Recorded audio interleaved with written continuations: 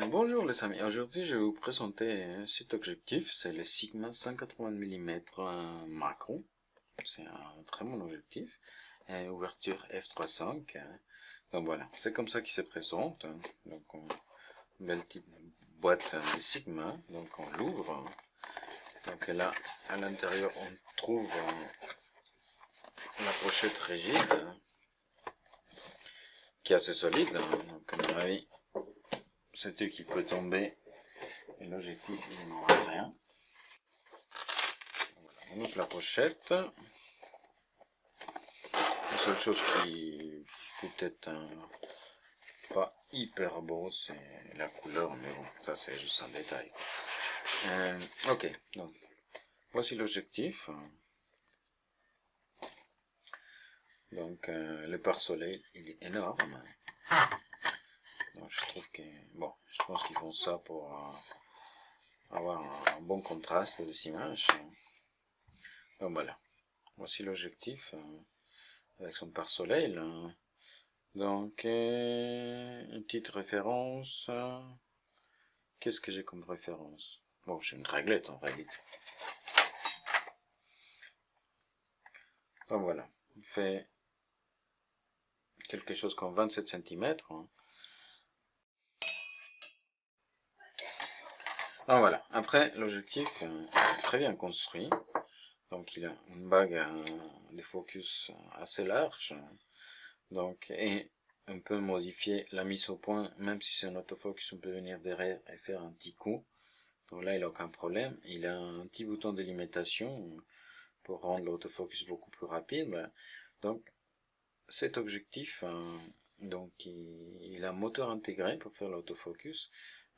C'est quelque chose que j'aime pas de mince parce que les moteurs finissent par lâcher un jour. Donc, cet objectif, c'est une monture Nikon. Donc voilà, et vous voyez qu'il n'y a pas la petite vis pour entraîner la mise au point de l'objectif. Donc voilà, donc ça c'est tout pour la présentation de l'objectif. Donc il utilise des filtres de 72 mm. Et voilà, donc après, moi je suis pas fan de tous ces graphiques qui montrent les performances des objectifs, etc.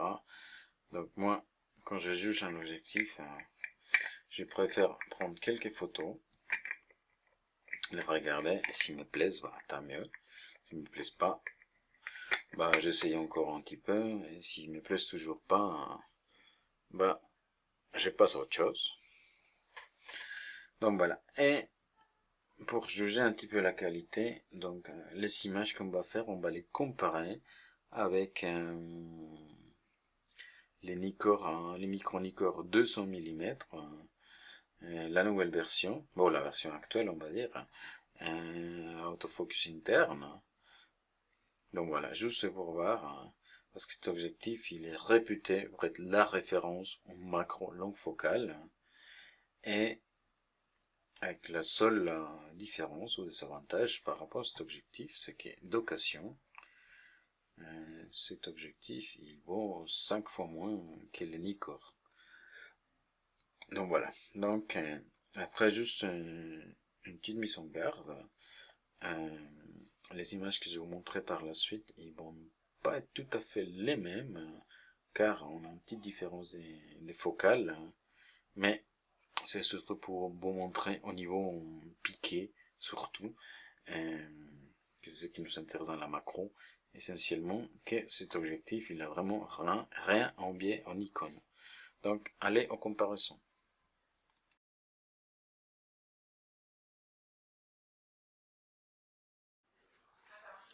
Ok, on commence avec les deux premières images.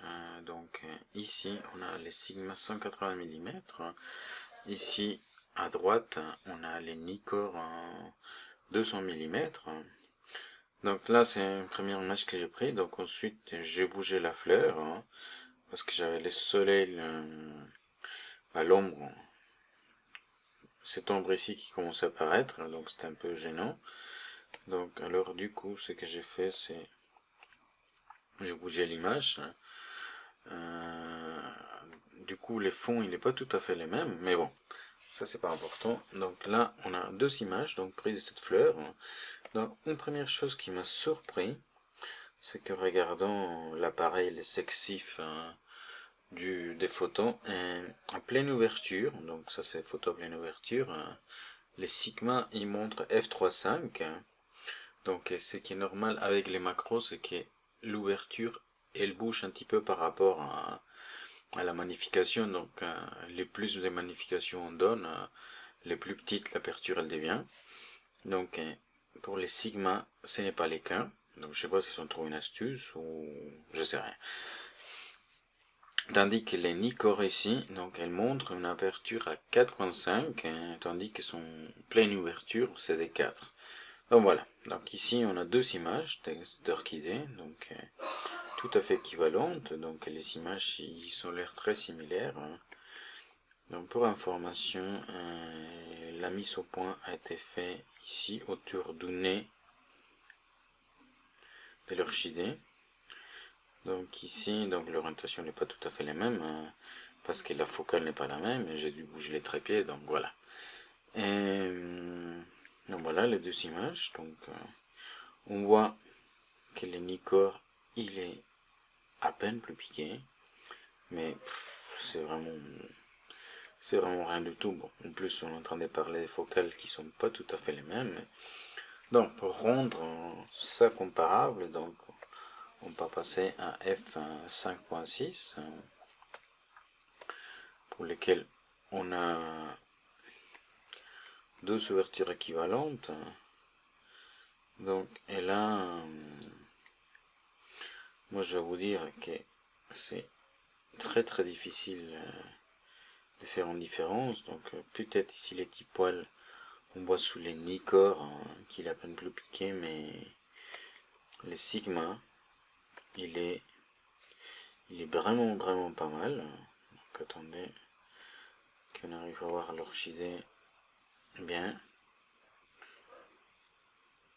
Donc voilà, l'image du Sigma elle est vraiment bonne, donc en tenant compte que c'est un objectif qui coûte entre 3 et 4 fois moins cher que le Nikkor, je trouve qu'il est vraiment très bien. Donc voilà, donc ensuite on va passer directement à f16, donc pour avoir une profondeur des champs intéressant, parce que ça c'est les gros désavantages du macro, c'est que il faut avoir une belle profondeur des pour avoir une belle profondeur des champs, il faut fermer énormément l'ouverture. Et voilà. Donc ici, on a deux images à f16. Donc les Sigma, lui, il a un petit avantage, c'est que comme la focale est légèrement plus courte, on a une profondeur des champs plus importante, tandis que les Nikkor, vu que sa focale est grande et la focale la profondeur des champs elle est inversement proportionnelle à la focale. Donc voilà, on voit qu'ici elle est un petit peu moindre. Voilà, donc après si on se rapproche un petit peu,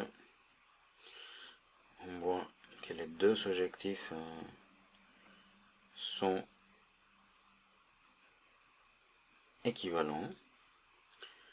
Je dirais que le Nikkor il est légèrement, mais vraiment rien du tout plus piqué, mais en pratique, pour moi les deux objectifs sont équivalents.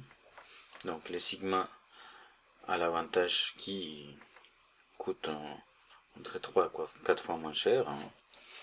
Voilà, maintenant on va passer à des images en magnification 1.1.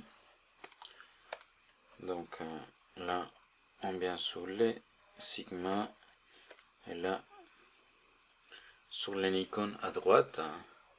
Donc ici sur les Sigma, donc on voit déjà une petite différence sur la rendition des couleurs. Mais bon, rien de gênant vu que ça on peut les rattraper en post-processing.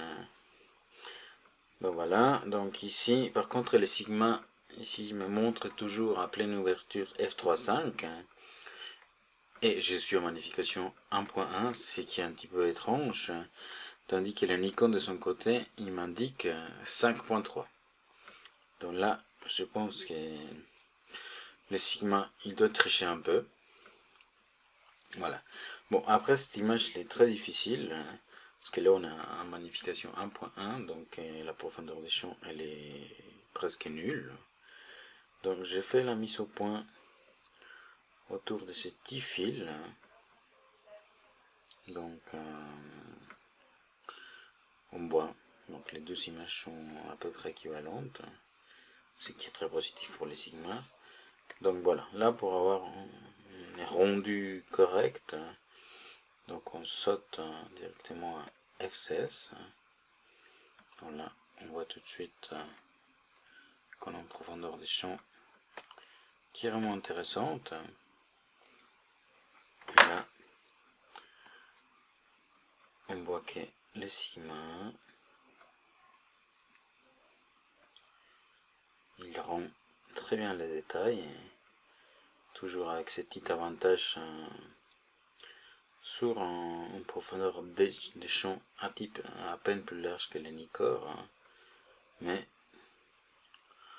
on voit qu'en effet, bon, il est un petit peu moins piqué que les Nikkor, mais les rendus de détail, elle est toutefois vraiment pas mal.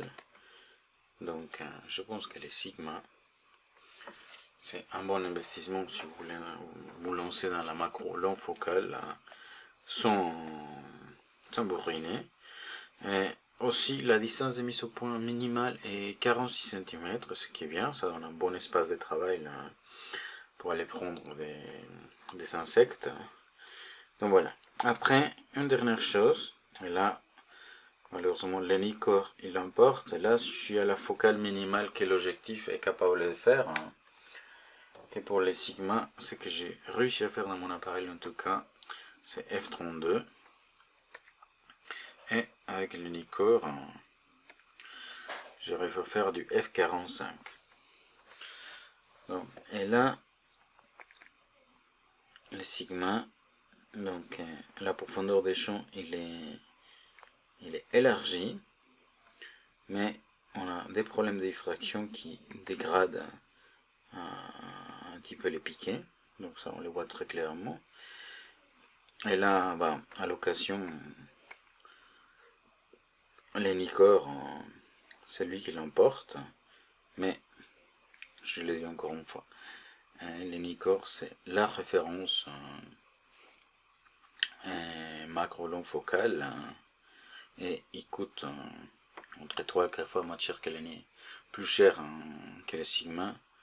Donc les Sigma, je trouve qu'ils s'en sortent très bien. Ok, donc pour finir, en dernière comparaison, cette fois-ci c'est pas du Macron, ça va être du télé, parce que 180 c'est tout à fait utilisable pour de la télé. Et là, donc ici, je suis toujours les Sigma sur ces côtés, et je trouve, bon là j'ai galéré énormément pour faire la mise au point, pour avoir un alignement à peu près correct, donc